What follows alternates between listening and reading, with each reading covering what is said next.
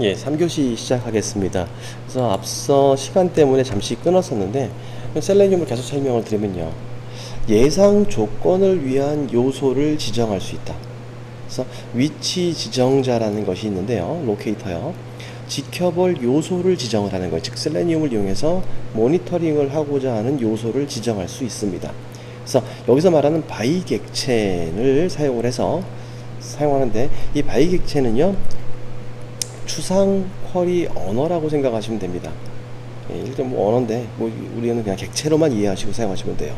그래서 id가 loaded 버튼인 요소를 찾는다 라는 것은 이제 우리가 해당 브라우저에서 요소를 판별해내는 것이죠. 그것을 얻어온다. 즉 여기서 말하는 선택자 셀렉터하고는 좀 다릅니다. 로케이터는 해당 요소를 찾는 거고요. 셀렉터는 거기에 있는 값을 가지고 오는 것이라고 이해하시면 좋을 것 같아요.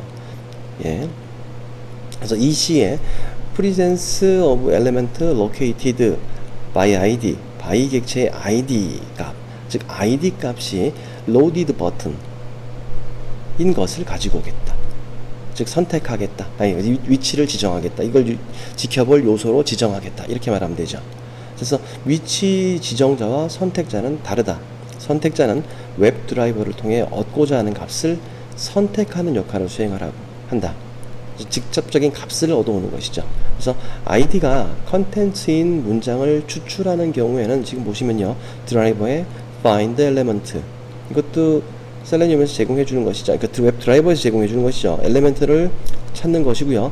by id 컨텐츠의 텍스트, 이렇게 해서 셀렉트가 가능하고요. 아래쪽에 있는 것은 element by id 하고 매개 변수로 컨텐츠, 즉 id 값을 넣어줘서 텍스트 하면 이것도 역시 셀렉트를 수행한 겁니다. 글자를 가지고 온 거예요. 자, 로케이터는 다르죠. 내가 지켜볼 요소를 지정하는 것이다. 예, 이렇게 보시면 되고요. 그래서 위치 지정자들이 이건 말고도 되게 많아요. 아까 우리가 바이 객체 이외에도 보시면요, id라는 게 있는데요. 보면은 위치 지정자 바이 id가 있는데요. id 속성 요소를 찾는 부분이고요. 그리고 뒤에 클래스 네임이라는 것도 있습니다. 자, 이것은 클래스 속성을 찾는 겁니다. 근데 그냥 클래스라고 해놓지 않은 게 이유가, 클래스라는 자바스크립트, 자바와 관련된 예약어의 충돌을 피하려고 이름을 바꿨어요. 그래서 클래스 네임이라고 합니다. 그리고 CSS 셀렉터, 얘는 클래스 ID 태그의 이름으로 요소를 찾을 때 사용을 합니다. 표기 방법은 샵 id name 또는 class name 또는 tag name을 이용해서 CSS 셀렉터를 속성을 가질 수가 있어요. 지정자들. 자, 그 다음에 링크 텍스트, 즉 링크의 텍스트로 A 태그를 찾으려고 합니다. 즉 링크의 문장이 next, 즉 글씨 화면의 브라우저에서 next라는 글씨를 가지고 있는데 실제로는 링크가 걸려 있는 거 있죠. A 태그로요. 그런 것을 찾겠다는 겁니다. 이 next이면 by link underbar text, next 해주면 넥스트로 글씨가 표시되어 있는 하이퍼링크를 찾는다는 것이죠. 예, 파티션 링크 텍스트는 링크 텍스트와 유사하고요. 문자열 일부에 일치하는 텍스트를 찾는 것입니다. 또 네임이라는 것도 있죠. 네임 속성으로 요소를 찾을 때 폼 태그 같은 경우 찾겠죠. 그렇죠? 그래서 태그 네임, 그러면 태그 이름으로 요소를 찾고자 할 때, 또는 엑스패스 표현식을 사용한 요소를 찾는 방법을 얘기를 하고 있습니다.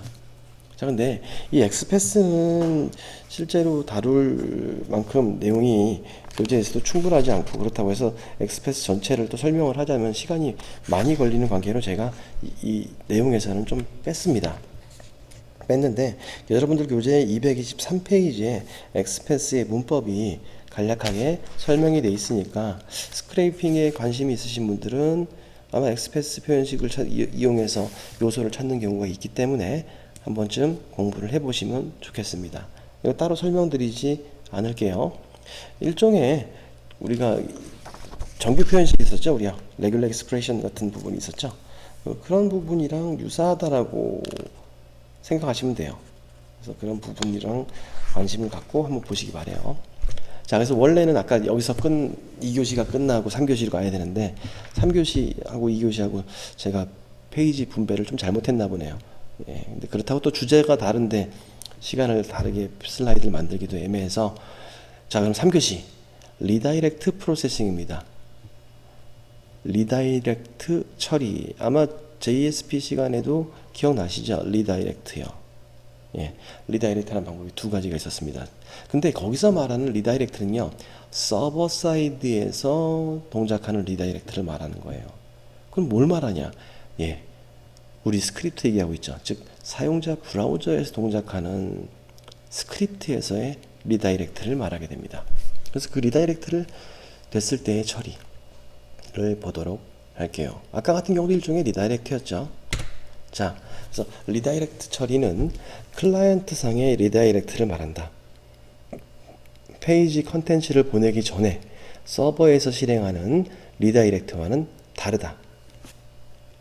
브라우저에서 자바스크립트를 통해 실행되는 리다이렉트를 뜻한다. 위 두 상황의 차이는 구별이 어렵다. 사실상 육안으로 보거나 그럴 때는 사용자는 구별하기 어렵습니다. 눈으로 봐서는요. 왜? 뭐 지연 시간이 없는 빠른 리다이렉트인 경우에는 서버 사이드 리다이렉트로 느껴질 수도 있다. 그래서 이게 뭐 굉장히 페이지 전환 자체가 보이지 않는 상태로 나타날 수 있다는 것이죠. 그래서 이런 리다이렉트도 있고요. 그래서 서버 리다이렉트도 그렇다고 한번 살펴보면은, 빼지 말고 보면요, 셀레니움 사용 없이 URL lib, 우리 3장에서 썼던 거죠. 그것만으로도 URL lib를 이용해서 처리가 가능하다. 즉 셀레니움을 쓰지 않고. 그래서 클라이언트 리다이렉트 부분을 보면은 자바스크립트로 실행이 되고, 이럴 때는 셀레니움이 필요합니다. 그래서 자바스크립트 실행이 없이는 처리가 불가능하기 때문에 클라이언트가 리다이렉트 시키는, 즉 사용자 브라우저가 특정 페이지로 리다이렉트 시키는 것은 불가능하기 때문에 셀레니움이 어쩔 수 없이 필요하게 됩니다.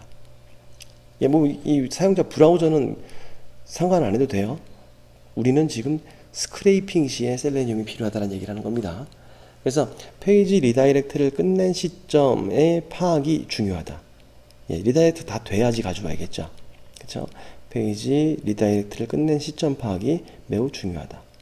자, 예제 페이지를 여러분들 이제 교재에서 설명을 해놨는데, 이 저자는 참 부지런했던 것 같아요. 그래서 2초를 대기한 후에 리다이렉트 하는 페이지까지 모두 구현을 해놨습니다. 그래서 보니까 파이썬 스크래핑닷컴에서 페이지 자바스크립트의 리다이렉트 데모 1.html 페이지입니다. 한번 가볼까요? 요 페이지를. 아이고, 이거 왜 링크가 사라졌지? 자, 가보겠습니다. 일단 브라우저가 어디 갔지? 그럼 여기 있었네요.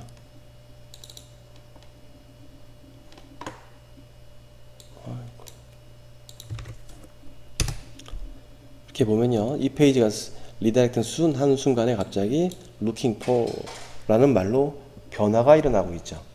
그렇죠? 이게 바뀌고 있습니다. 페이지 변화가 일어났어요. 리다이렉트 시킨 겁니다. 실제 그 코드를 잠깐 또 보면요,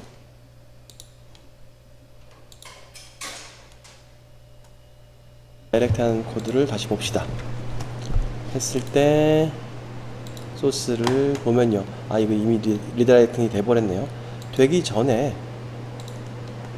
그 페이지가 있어요. 제가 코드를 삽입해 놨는데, 자, 이게 그 페이지입니다. 그 페이지의 코드예요.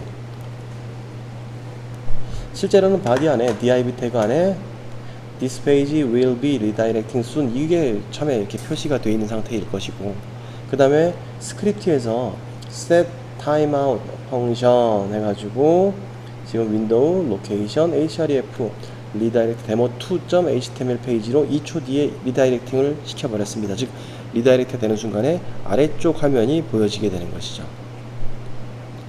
이해되시죠? 이런 상황에서는 내가 이 리다이렉트가 된 페이지를 로딩을 해볼 필요가 있다라는 겁니다. 자, 결국은 리다이렉트를 감지할 필요가 있다는 얘기인데요. 페이지 호출 시 도움 요소 중 하나를 관찰을 하면 됩니다. 관찰을 해주면은 그 요소를 갑자기 없던 게 나타난다든지 있던 게 사라진다든지 그러한 부분으로서 예상을 할 수 있다는 얘기가 되겠죠. 그래서 이럴 때 No such element exception 예외가 발생이 되게 됩니다. 즉 해당 요소가 돔에 존재하지 않고 사라진 상황, 그러면 그것은 리다이렉트 된 상황이 될 수 있을 겁니다. 자, 근데 이거는 좀 주의해야 될 게, 이제 요소를 잘못 지정하면 안 되겠죠. 그렇죠? 그래서 공통으로 사용되는 요소는 사용하시면 안 될 것 같습니다. 자, 돔 무엇인지 알죠? 도큐멘트, 오브젝트, 모델. 모든 웹페이지에 나와 있는 태그들을, 요소로서 오브젝트로 모델링한 부분이죠. 예, 기억하실 거라고 생각을 하고 넘어가겠습니다. 자, 그래서 리다이렉트 대기라는 부분을 보는데요. 코드가 두 개가 있습니다. 그 두 가지 코드를 살펴보면 전체적인 내용은 끝이 나요. 그래서 그 내용을 보시면요. 지금 이 코드에서는 웹드라이버 그대로 사용, 셀레니움 그대로 쓰고 있습니다. 타임 주기에서 넣어놨고요. 웨이퍼 로드 해서 드라이버를 제공을 해줍니다. 여기선 드라이버는 셀레니움에서 크롬 웹드라이버를 사용을 하려고 하겠죠. 이 사이트를 가지고 get URL 해서 wait for load 해서 이 함수가 호출이 되게 됩니다. 이 메소드가 호출이 되고요. 그 안에서 보니까, 여기서 보니까 find element by tag name, 즉 HTML이라는 것을 찾고 있죠. 그래서 찾아서 엘레멘트로 LM으로 표시를 합니다. 그리고 카운터를 놓고 반복을 돌려요. 네. 이제 무한 반복을 돌리고 있는데요. 근데 카운터를 증가를 시키면서 카운트가 20보다 클 때까지. 예. 그리고 그렇게 되면 리턴 시켜버리죠. 지금 while에서 빠져나가겠죠. 슬립은 0.5초를 주고 있습니다. 예. 만약에 이 엘레멘트 파일에서 HTML이 LM과 같지 않으면, 지금 위에서 LM으로 뽑아놓은 것과 지금 계속 반복을 돌면서 찾아낸 것이 두 가지가 같지 않으면 예외가 발생되겠죠. 예, 예외가 발생돼서 리턴이 일어나게 될 겁니다. 자, 이 코드는 실행을 해 보면요, 이렇게, 이거 실행 결과를 내가 캡처를 안 했네. 예, 실행 결과는 지금 타이밍 아웃 after 10 seconds and returning이라고 빠져요. 왜? HTML 다 있으니까. 리다이렉트 된다 하더라도 동일하게 HTML 태그를 가지고 있기 때문에 그 녀석은 의미 없이 페이지 안에 리다이렉트 된 거를 감지를 안 합니다. 이게 이제 요소를 바꿔주면 감지가 되겠죠. 그렇죠? 자, 그래서 지금도 역시 시간을 이용을 했어요. 그러지 말고 아까 우리 썼던 방법이 있었죠. 그렇죠? 웹드라이버 웨이트라는 함수를 이용한 겁니다.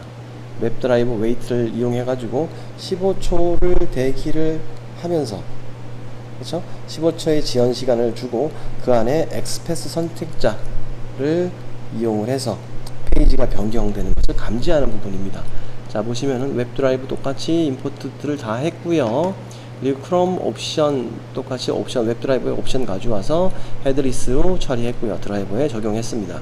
그리고 URL 드라이버에 get URL, 해당 URL을 가지고 와라 라고 하면서 body element 웹드라이버 웨이트 드라이버, 위에는 웹 크롬 드라이버가 되겠죠. 그것에 15초의 지연 시간을 주고요.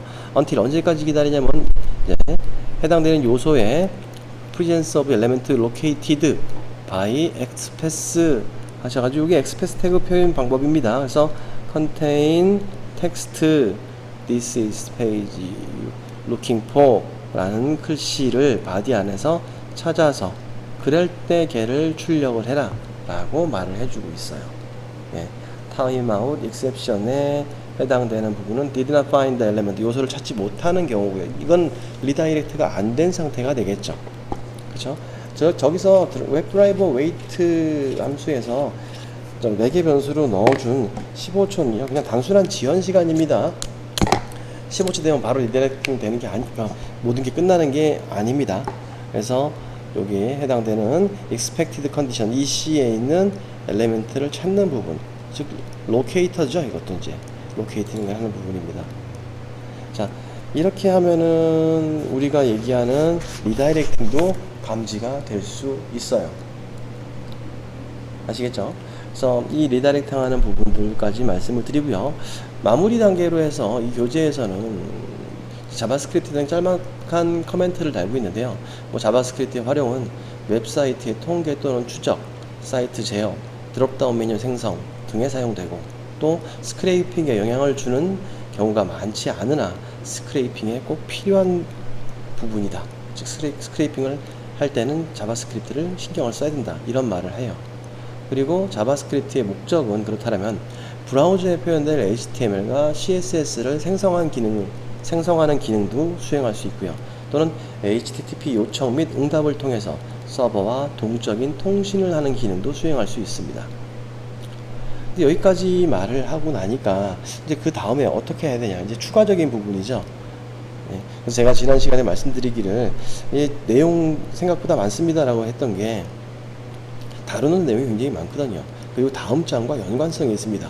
다음 학습 내용으로 보니까 보다 쉽고 직관적으로 데이터를 수집하는 API로서 API를 통한 크롤링 부분입니다. 그래서 브라우저에서 단순하게 우리가 썼던 부분들 말고 자바스크립트 크롤링하는 부분도 추가 부분으로 한번 12장에서 다루게 될 거고요. 그리고 나서 DHTML에 해당되는 부분은 14장입니다. 그래서 드래그 앤 드롭 인터페이스와 같이 동적 자바스크립트에 대한 대응 처리 코드는 14장에서 다시 설명을 하게 될 거예요. 근데 지금 우리가 14주차죠. 15, 16주니까요. 12, 13주장을 끝나면은 아마도 제가 설명을 드릴 수 있는 게 시간이 없을 것 같아요. 우리 수업 시간에 막 수박 겉핥기로 갈 수는 없으니까. 그래서 아마도 14장에 있는 스크래핑 함정 파기부터 시작해서 웹사이트 테스트하기, 그리고 병렬 웹 크롤링, 뭐 병렬 웹 크롤링은 고급 부분이기 때문에 원격 스크래핑도 그렇고요. 그 부분은 윤리성까지는 뭐 크게 중요하지 않은데, 아마도 아쉽게 제가 보기에 14장에 있는 스크래핑 함정 파기 부분하고 여러분들 교재 잠시만요. 페이지 수를 보면요. 웹사이트 테스트하는 거, 이 부분은 필요하거든요. 14, 15장은 필요한데, 여러분들이 제가 수업을 끝난다 하더라도 직접 한번 공부를 해보시면 굉장히 좋을 것 같아요.